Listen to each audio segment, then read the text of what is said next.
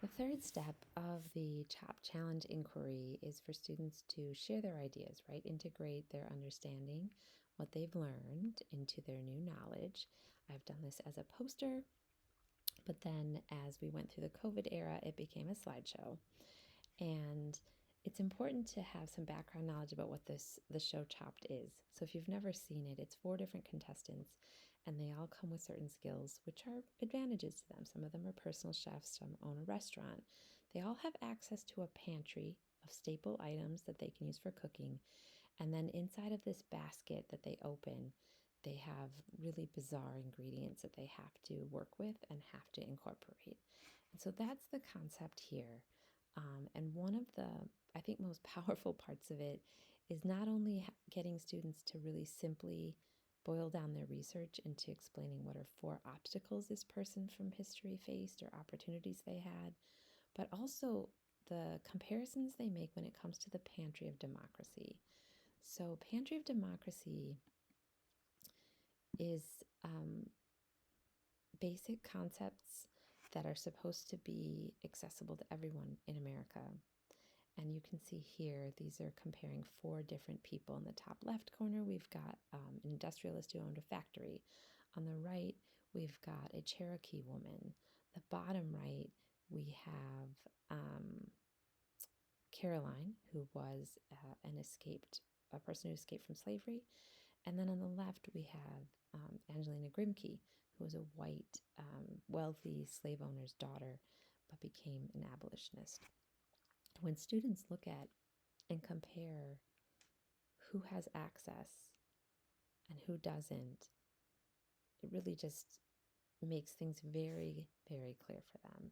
And to show you, I have a template here, but also an example. I'm going to talk a little bit about how I use this example.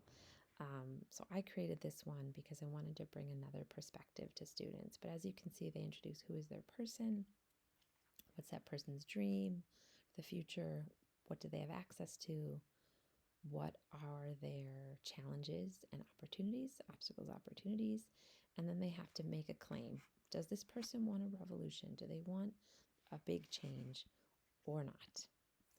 All right, now I want to talk about changing my example. So originally when I started this project, I used Jefferson Davis, who was the president of the Confederacy, as my example.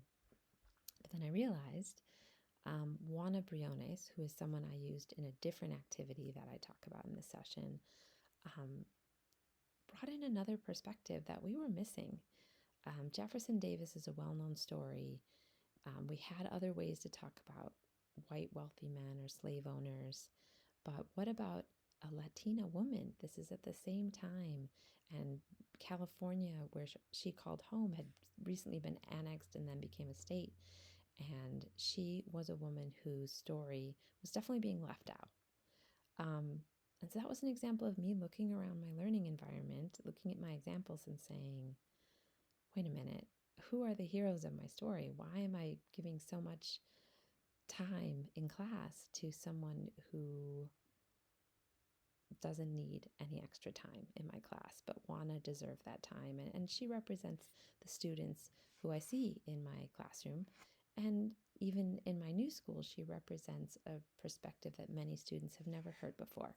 That would be an example of opening a window for them to see into another perspective. So that's something that is translatable to many parts of your learning environment.